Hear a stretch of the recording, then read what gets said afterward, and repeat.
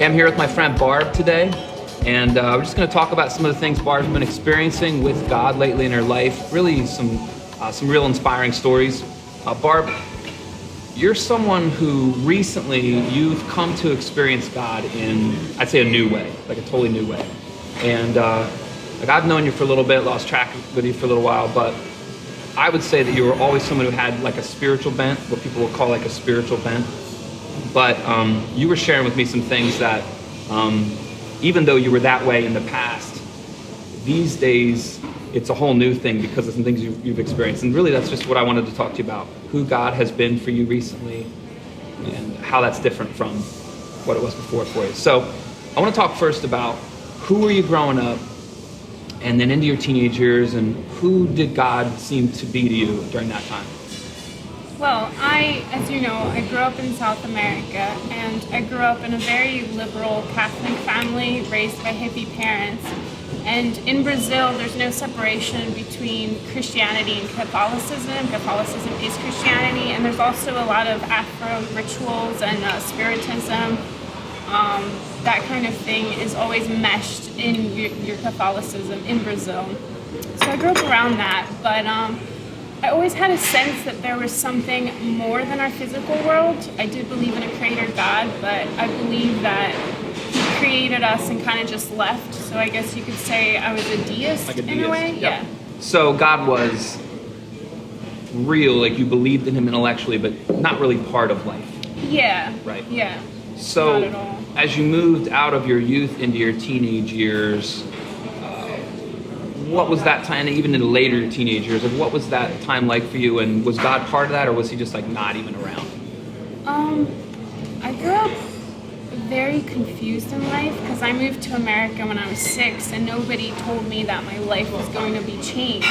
So I'd wonder why everyone was speaking a different language, and I just didn't understand. No one told me. And my parents, I don't know what they were doing, but they were moving around a lot. So I never had a sense of community where I was. And I never had stable friendships or relationships because we'd move around a lot. That was part of my life.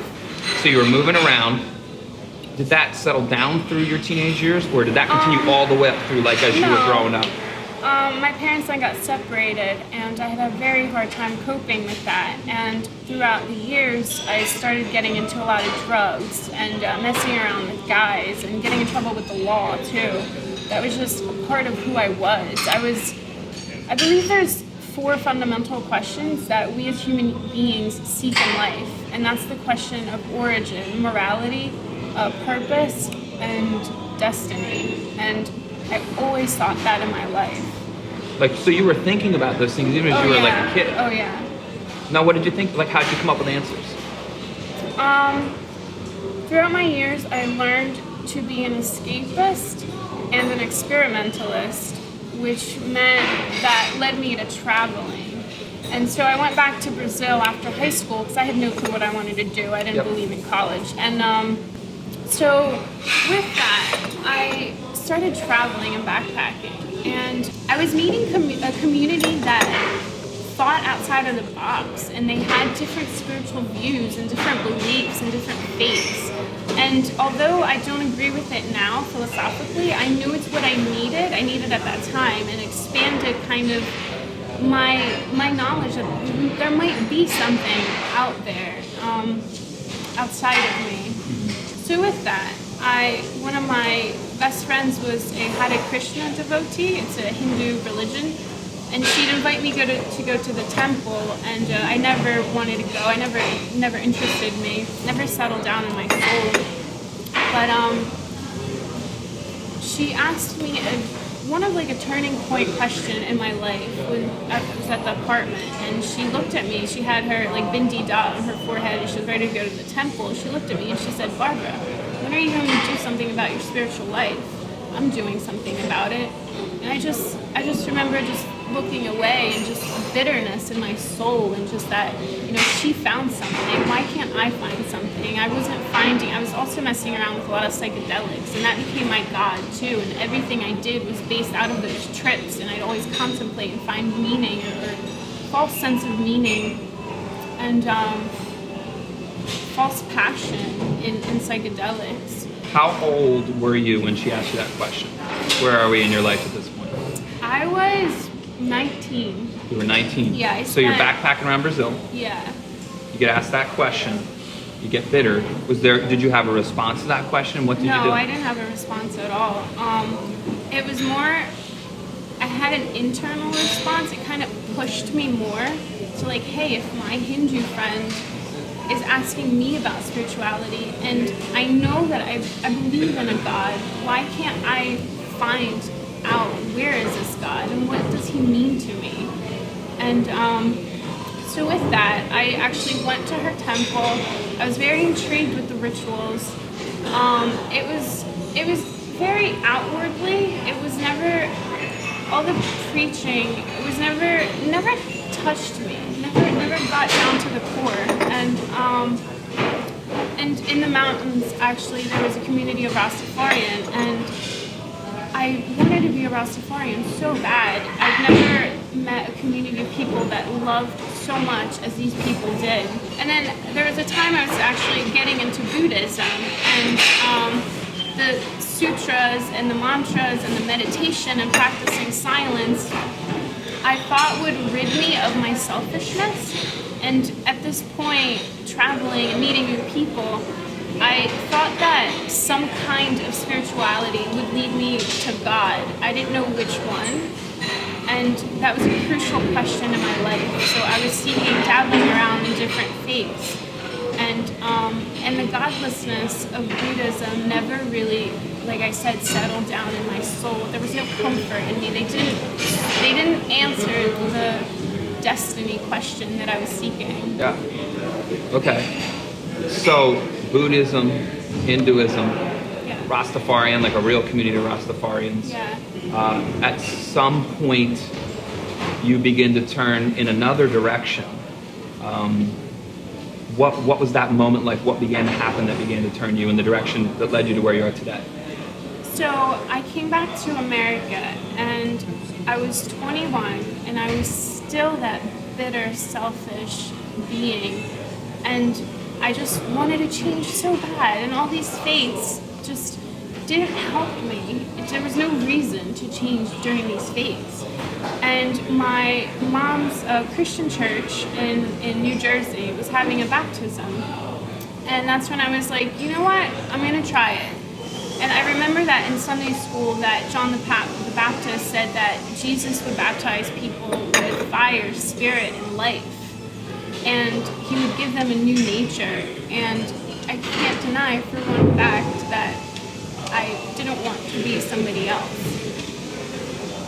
So I got baptized that day.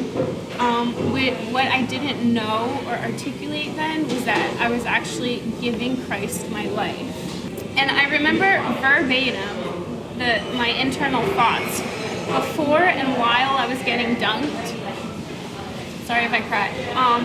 And it was just, God, if you're out there, if you say you are who you are, if Christ is real, I want him to be real to me. I give you my life now because I've tried my way all my life and it wasn't working.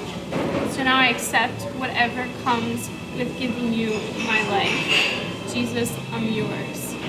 And that's when I went, and it was a cloudy day, and I got dunked and I came back up and I looked up and there was this beam of sunlight. It's so real, I can't deny it. That was just what it seemed to be shining down at me, and it was so powerful and so significant. And I have to say, it's been a wild journey since I've given Christ my life. What do you think happened to you in that moment? How long has it been? 2 years. So that was 2 years ago. With the benefit of hindsight, what do you think was going on in that moment? It's interesting because it's not something I can articulate in our words, our human words, but I believe the Spirit of God entered me, and he now abides in me. And it's interesting because the scriptures say that the same power that rose Jesus from the dead, that abides in us now, that same energy, that same spirit, whatever semantics you want to use, but yeah. Yeah. A lot of people talk about spiritual things today, And to them, they mean a feeling or a peacefulness you right. get in nature. But this is what I think is so great about your story, because it highlights a very important thing, which is when Christians talk about spirituality or the Spirit, we're talking about someone definite who does things, thinks things, feels things, and as the Bible teaches, and as you've experienced and I've experienced, comes into you. And just like having a friend can change you, if you get the right friend, you can be changed. I'm sure you were changed by friends through your life. If you have an infinite, all-loving friend who can actually come into you, it changes you beyond what any other human friend can change you. The Bible calls it being born again. You actually receive spiritual life. And I think that's an important message for today, because people don't know that's part of the Christian message, part of the Christian experience. Just briefly then, the last 2 years, how, if you could sum it up, how has everything been different? What's been new? How is your outlook different? How is your inner experiences different? If you could just maybe talk about that for a One of the things, I grew up very, like I said, bitter and cold and very sarcastic too. I was always hurting people with my words, and I found it so hard to be able to love others and put others first.